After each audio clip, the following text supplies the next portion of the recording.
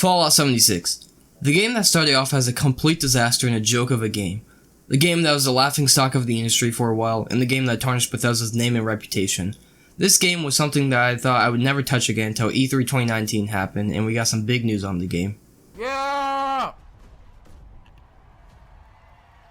Free! Free? It's free! Yay! I don't even need to find my copy.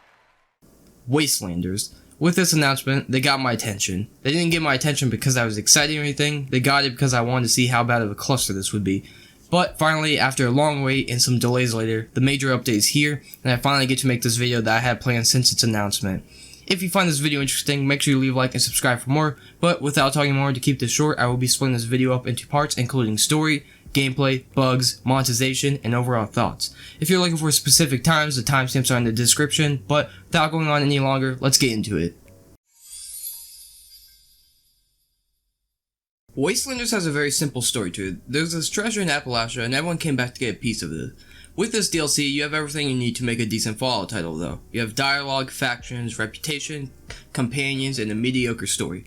With this, however, there's two stories to it. The first to introduce you to the whole idea about everyone being back and what's going down, and the other story, which is the main one that goes over the actual treasure. Talking about the first part, however, it starts off with you talking to two people over by Vault 76 about why everyone is back. This then leads you to the Wayward, where you start the Wayward quest, which, to be completely honest, is some of the most forgettable quests that you'll probably ever do, and I actually have a hard time remembering what even happened, so we're just gonna skip over this first story, as the only reason it's there, in my opinion, is to give new players a good start and loosely explain what's happening. The second storyline to this DLC is where it actually becomes more enjoyable. This storyline is where you find the treasure and get to choose a faction and meet the Overseer. To sum this up though, there's basically the Scorch plague that's going around that turns people into the Scorch, which are all over the map, and the Overseer wants to actually get into Vault 79 and see what she can do to stop it. But to do this, she has you access Vault Tech University, where you then figure out that Vault 79 contains the country's gold supply. After this, however, you have to choose to either go with the Settlement or with the Raiders to actually get into the Vault. Now, I chose the Raiders since they felt more real, while the Settlement felt a little less real and a little less interesting, so I can't really say what happens for their storyline, but with the Raiders, it's pretty simple how it works. When choosing the Raiders, you're set off on about 10 or so missions where you have to save someone or do something for someone to get them onto the team to raid the vault. Basically recruitment missions, which I feel like they've really dragged out, is around an hour long of just recruiting people, which it gets boring after the third time, so they could have definitely made that shorter. After this, however, once you actually raid the vault and get into it, you figure out that people are still in the vault who are the Secret Service, or what's left of them, to which you have to work your way through several enemies to actually get to them. Now, these enemies are pretty high level, they're around 50 or so if you're low level, definitely watch out for them. Once done with this though, you have to fix some radiation coming from the vault to get to the gold, aka the treasure that you came for.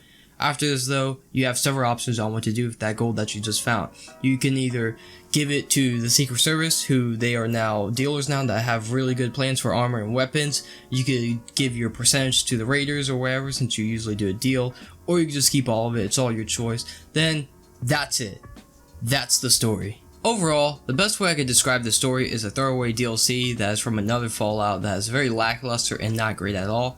But for Fallout 76, it's a step in the right direction, so who knows what Bethesda will do in the future with stories, but for now it's an alright story, not awful, not great, just kinda meh, but without talking no more, let's get onwards.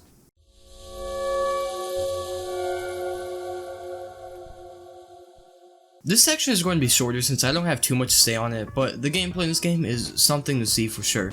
The way this game works and the mechanics feel super clunky and slow, almost like a worse Fallout 4, but other than this though, graphics wise, this game looks worse than Fallout 4 in my opinion, and has horrible performance, where in some cases you could get 120 frames and other times you could get 20 frames. Overall, the gameplay in this game is very weak and it would not hurt to do an overhaul on, but with how it is now, I can say it is at least playable.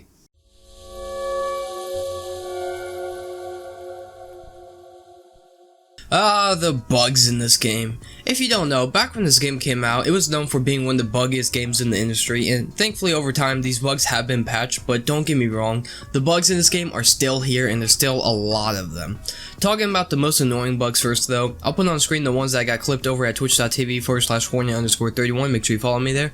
These were the most annoying bugs that either made the game unplayable or just annoying. For example, the one you're seeing on screen now is the black screen bug where my screen just went black, and if you pay attention, my fusion cores in the bottom right, they were being drained super fast, and by the time I actually restarted the game, as I knew it was going to be a lost cause trying to fix it, I think I had like 3 of them. And I started with, I want to say 6 of them, and if you don't know, fusion cores are a pain to find in this game, so that was by far the most annoying bug I had, as I had to go fusion core hunting again. Other than this though, I didn't get any unplayable bugs like that, just super annoying bugs like getting stuck in a pile of trash, or just visual bugs that are just annoying to look at. For example, when getting to power armor, almost 90% of the time the animation is bugged. So yeah, bugs are still a huge problem in this game and will most likely annoy the average players. So will they be patched out in the future? I would hope so, but I'm gonna tell you, the bugs are here to stay.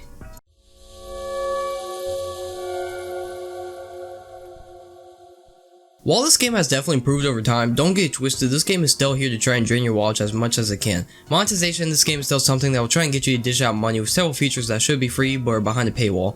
Talking about in-game monetization first, the big thing here is the Atomic Shop.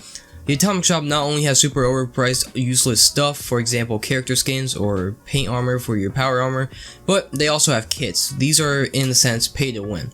The 2 main kits you can buy are the scrap kit and the repair kit. The scrap kit is pretty much if you're overcumbered because of your junk, you can buy the kit and it will automatically scrap all of your junk and put it into your stash. And on the other hand, the repair kit is pretty self-explanatory. If you have a broken gun or it's low condition on a power armor or something, all you have to do is just buy a repair kit and bam, that condition is back to 100.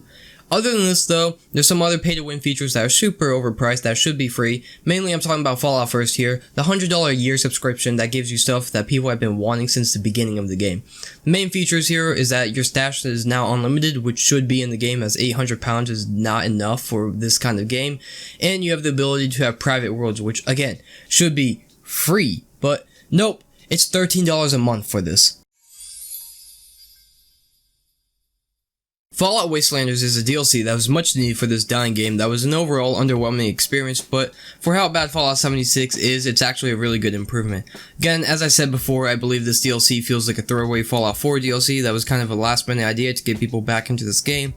So will Bethesda work upon this and improve the game over time, or will they just cash out and just let it sink and just have this one DLC? Only time will have to tell, but until then, make sure you follow me on Twitch as I'm on that affiliate grind, and follow me over on Twitter for daily bangers, but until then, see ya!